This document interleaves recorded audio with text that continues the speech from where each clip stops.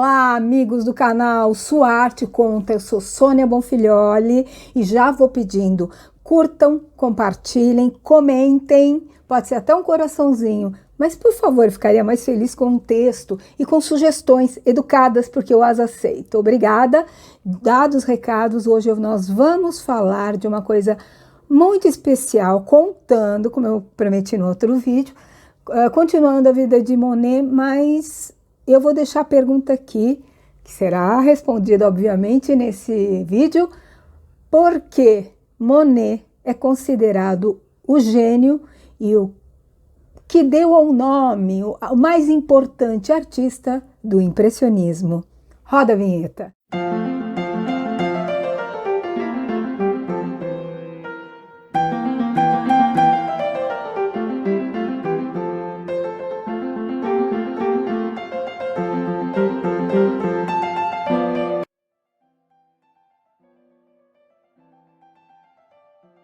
E ele vai cumprir até a promessa com o pai dele, e em 1862 ele começa a frequentar a Real Academia de Paris.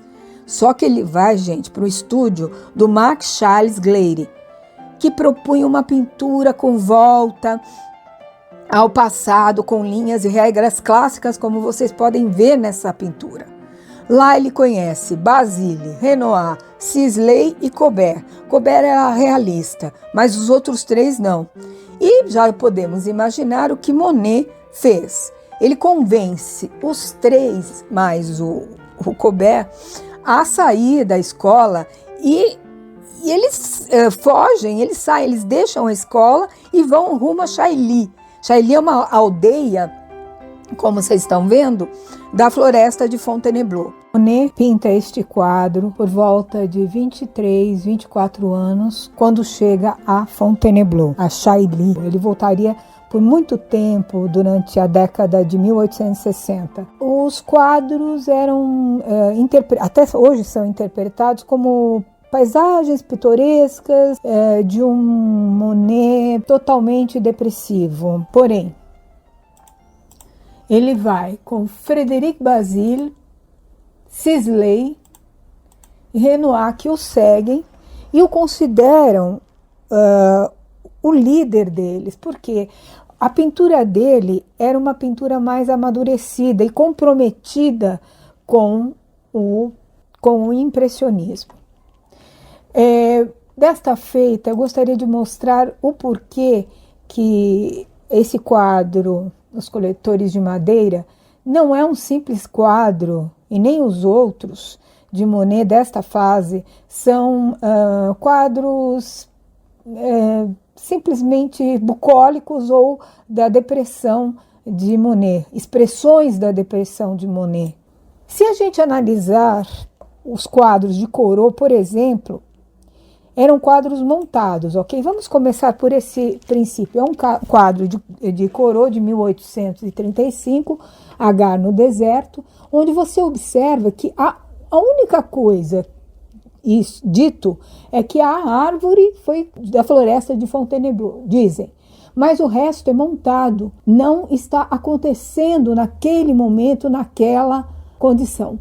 Já, se você observa o quadro dos Coletores de Madeira, que eu pego de novo como exemplo, porque é a partir desse que eu vou explicar, ele estava observando, ele chega no local, senta no mesmo local e observa quase que por horas o momento em que ele vai executar o quadro. Então ele espera, senta, e se ele sentasse um pouco mais à direita, um pouco mais à esquerda, atrás ou na frente, a realidade, as coisas seriam totalmente diferentes. Ele se coloca no lugar do espectador do quadro. Essa é a primeira grande particularidade e diferença dos demais pintores daquela época, ou do pré-impressionismo, ou do impressionismo também. Por que ele senta e espera? Vamos agora voltar a um quadro de Pietro Perugio, que é a entrega das chaves a São Pedro,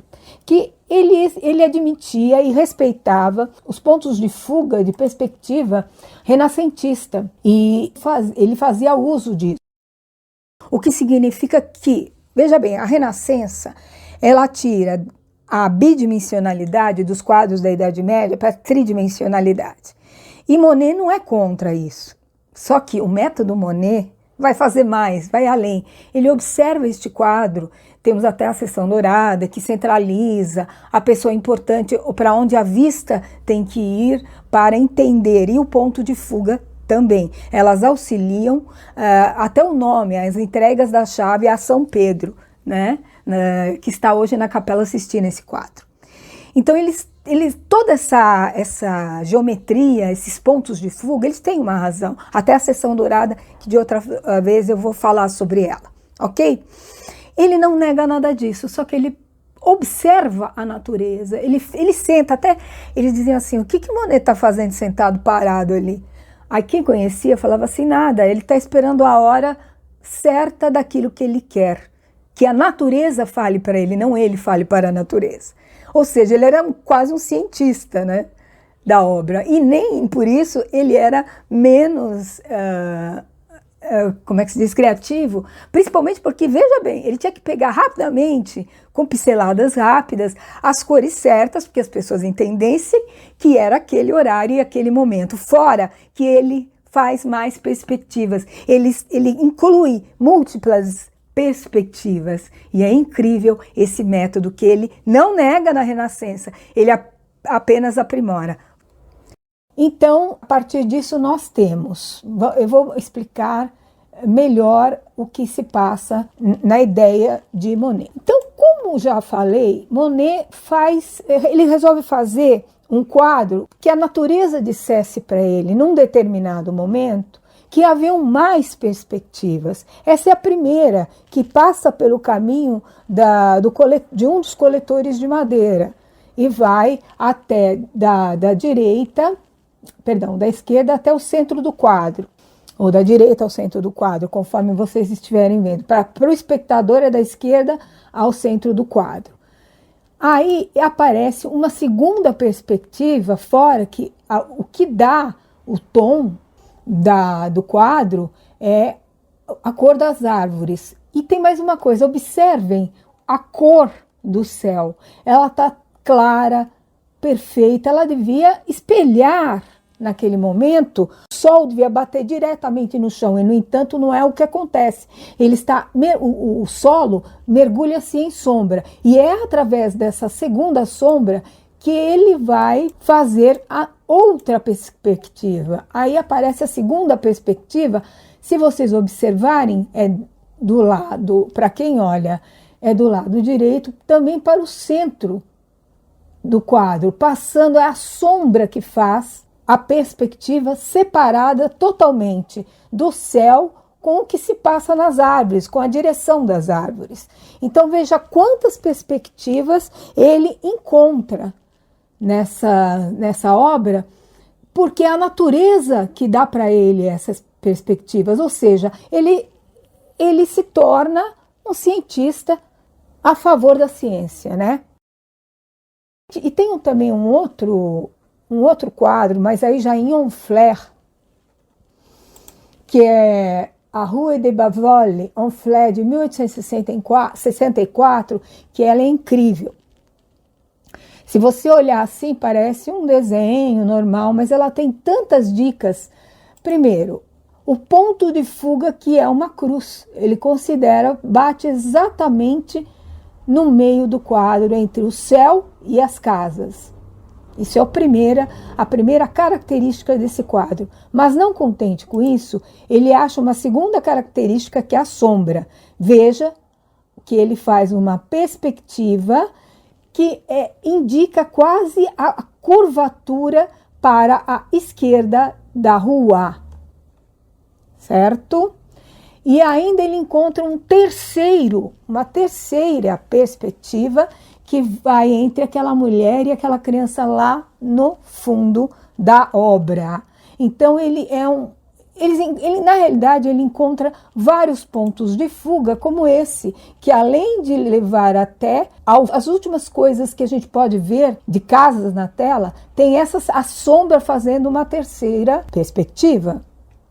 Não só essa, como também essa, que está aparecendo assim, e é uma, vamos dizer que pode ser até considerada uma quinta perspectiva, né, que também faz a curvatura da rua. E tudo isso é uma questão composicional, é uma nova estrutura que a natureza dá para ele, que é aquele minuto é efêmero, ou seja, aquela sombra vai mudar de lugar, e ele tem que ser muito rápido, pegar as tintas e rapidamente fazer a composição. Mas ele espera da natureza a composição para ter várias camadas que contam a história e o porquê da obra de arte. Não é simplesmente uma paisagem, mas é uma nova proposta de rapidez, de quase ser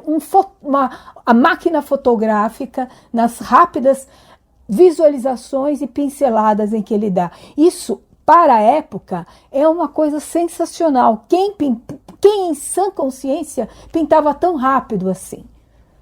Eu acho que é isso. Agora, as considerações finais. Se a gente voltar lá, a gente até pode saber o horário.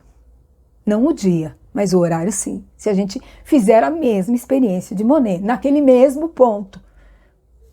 Os impressionistas seriam uma consequência deste método.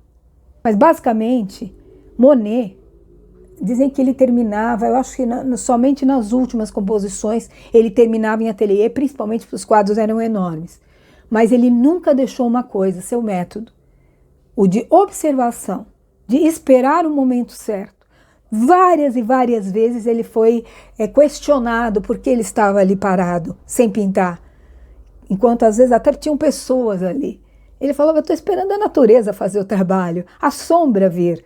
A sombra que eu preciso para determinar a estrutura composicional do quadro, que esta sim, mas as pinceladas rápidas serão interessantes. A natureza está aí, bidimensionalmente, porque nós enxergamos com os olhos, mas eu vou torná-la tridimensional com vários pontos de fuga. É ou não é um grande método? Está aí a razão de Monet, porque Monet é Monet, e tem até a sua Capela Sistina, lá em Paris, no Lagrange. Ok? Gostaram deste vídeo? Muito importante, então vou deixar de novo que vocês curtam, compartilhem, deixem seu like e simplesmente me sigam também no Instagram, TikTok, Facebook e Kuai, tá bom? Semana que vem continuaremos com a história deste senhor, que está difícil terminar, porque vocês estão vendo quantas coisas. Eu queria até pular esse método, sabe? Eu ia pular isso aí. Podia fazer um curso fechado, estou pensando com relação a outros grandes pintores, mas eu acho que é importante. Para que, porque todo mundo fala, ai, Monet, só porque ele fez o plein air. Ele foi muito mais a fundo, por isso ele se tornou também mestre de Renoir, Sisley e Basile. Não é para pouco, não é para qualquer um. Beijo, gente. Até semana que vem. Tchau, tchau.